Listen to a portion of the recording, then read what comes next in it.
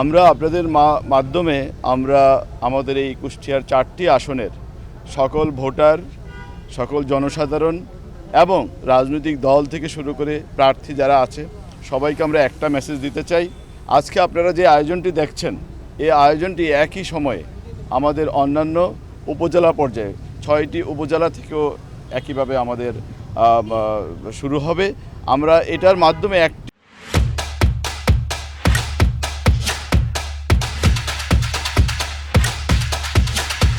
Message দিতে চাই যে আপনারা কেউ যদি মনে করে থাকেন যে নির্বাচনকে কোনো প্রকার প্রশ্নবিদ্ধ করবেন, নির্বাচনে কোনো ধরনের ক্ষতির সম্মুখীন করবেন, সেইটা আপনাদের পক্ষে সম্ভব হবে না।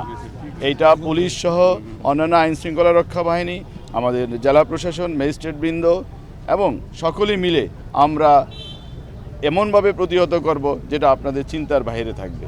আপনারা ইতিমধ্যে আমাদের জেলা প্রশাসক মহোদয় বলেছেন যে আমরা প্রতিটি নির্বাচনী এলাকায় আমাদের যে নিরাপত্তা পরিকল্পনা গ্রহণ করেছি, এতে পুলিশ, সেনাবাহিনী, বিজিবি, এখানে আবার নতুন সংযোজন হয়েছে, আমাদের বিমান বাহিনীর সদস্যরা আমাদের সাথে সংযুক্ত হয়েছে, আমাদের আনসার আছে, এখানে আমাদের র্যাব আছে, সকল নিরাপত্তা বাহিনীর সমন্বয়ে আমরা একটা নিরাপত্তার চাদর তৈরি করেছি। এখান দিয়ে কেউ যদি কোনো অপকর্ম করার পরিকল্পনা করে বা চেষ্টা করে, সেটা আমি বলবো যে তাদের এই চিন্তা কখনো সফল হবে না, চেষ্টা সফল হবে না। আমরা স্পষ্টই বলতে চাই যে আমরা এই ধরনের চেষ্টা যদি কেউ করে তাহলে একেবারে আমাদের আইনের সর্বোচ্চ প্রয়োগ হবে তাদের বিরুদ্ধে, আর তাদেরকে আইন আমলে আনা এবং তাদের প্রতিহত করার সকল পরিকল্পনা প্রস্তুতি আমাদের আছে। তো বিশ্বাসের জন্য আমরা বলতে চাই আমাদের প্রতিটি সেন্টারে কমসে কম পুলিশের 2 থেকে 3 জন সদস্য একেবারে স্ট্যাটিক থাকবে, সেন্টার ডিউটি যেটাকে আমরা বলছি। আমাদের আনসারের 12 থেকে 13 জন থাকবে, গ্রাম পুলিশ থাকবে। তারপরে আমাদের প্রতি 5 থেকে 10টি সেন্টারের জন্য একটি মোবাইল টিম আমাদের পুলিশের পক্ষ থেকে থাকবে। আমাদের প্রতিটি উপজেলায় 2টি করে স্ট্রাইকিং এবং স্ট্যান্ড বাই টিম থাকবে, অর্থাৎ 2টি স্ট্রাইকিং 2টি স্ট্যান্ড বাই টিম থাকবে।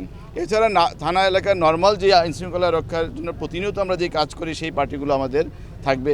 এছাড়া সেনাবাহিনীর পক্ষ থেকে প্রতিটি উপজেলায় 3টি করে স্ট্রাইকিং টিম থাকবে, আমাদের বিজিবির পক্ষ থেকে থাকবে, র্যাবের পক্ষ থেকে 2টি করে থাকবে এবং আমাদের আনসারের পক্ষ থেকে 2টি করে টিম থাকবে। আমরা নিরাপত্তার প্রশ্নে কোনো ঘাটতি তৈরি হবে বা তৈরি হতে পারে এরকম কোনো আমরা রাখিনি, ছিদ্র আমরা রাখিনি। আশা করি একটা লিক প্রুফ একটি নিরাপত্তা ব্যবস্থা আমরা এখানে রেখেছি এবং সেটা ইনশাল্লাহ ইলেকশনের দিন আপনারা দেখতে পাবেন। এবং আমরা সকলে আপনাদের মাধ্যমে জনগণকে, ভোটারদেরকে এই মেসেজ দিতে চাই, আপনারা ভোট কেন্দ্রে আসুন, নির্বিঘ্নে আপনাদের ভোট প্রয়োগ করুন। আপনারা যেমনটি দেখতে পাচ্ছেন যে আজকে আমরা আইন শৃঙ্খলার যে সকল বাহিনী আমাদের সাথে, আমাদের পুলিশ সুপার মহোদয় তিনি আছেন, পুলিশের পক্ষ থেকে আমাদের বিজিবি আছে, আমাদের আর্মি আছে, আমাদের এয়ারফোর্স থেকে তারা এসেছে, আমাদের আনসার আছে, আমাদের র্যাব আছে, আমাদের সকল বাহিনী আমরা আজকের দিনটাতে আমরা একটি মহড়ার আয়োজন করেছি। এবং এটি কেন করছি? এটা করছি 12 তারিখে যে আমাদের গণভোট এবং যে সংসদীয় যে নির্বাচন, সেই নির্বাচনে সর্বোচ্চ নিরাপত্তা কিভাবে কুষ্টিয়াবাসীর জন্য আমরা সৃষ্টি করতে পারি, আমরা এটা নিশ্চিত করতে পারি, তার জন্য আমাদের এই মহড়া আজকে চলবে। এবং আজকের পর থেকে ইনশাআল্লাহ আমরা নিরাপত্তার চাদরে একেবারে লিটারেলি আমরা ঢেকে ফেলব, যাতে সাধারণ মানুষ কোনো ধরনের ভয় ছাড়া নির্বিঘ্নে ভোটের সেন্টারে আসতে পারে, তারা ভোট দিতে পারে।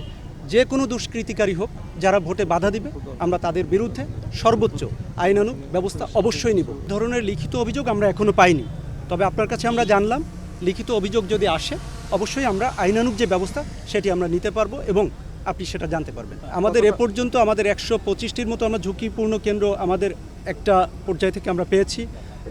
এছাড়াও আরও ঝুঁকিপূর্ণ কেন্দ্র হতে পারে এবং প্রত্যেকটি ঝুঁকিপূর্ণ কেন্দ্রের ক্ষেত্রে আপনারা জানেন যে সিসিটিভির ব্যবস্থা রয়েছে, আমাদের সেখানে সেই ক্যামেরা রয়েছে, যেমন আমাদের পুলিশের পক্ষ থেকে বডি অন ক্যামেরা রয়েছে।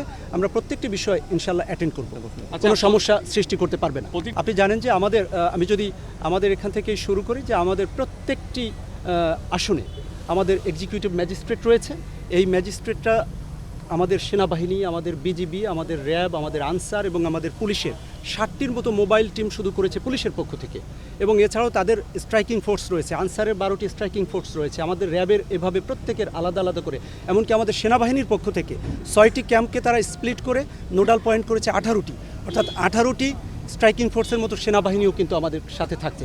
সুতরাং মানুষের যদি কোনো সমস্যা হয়, সে প্রত্যেকটি সমস্যা আমরা অ্যাটেন্ড করতে পারবো বলে আমরা বিশ্বাস করি, এবং এটাই ঘটবে ইনশাল্লাহ। আমরা অবশ্যই প্রত্যেকটি সমস্যা আমরা ফেস করতে পারবো। আমাদের চরসাদিপুর রয়েছে, সেখানে আমাদের সেনাবাহিনীর একটি টিম সার্বক্ষণিক ওখানে ডিপ্লয়েড থাকবে।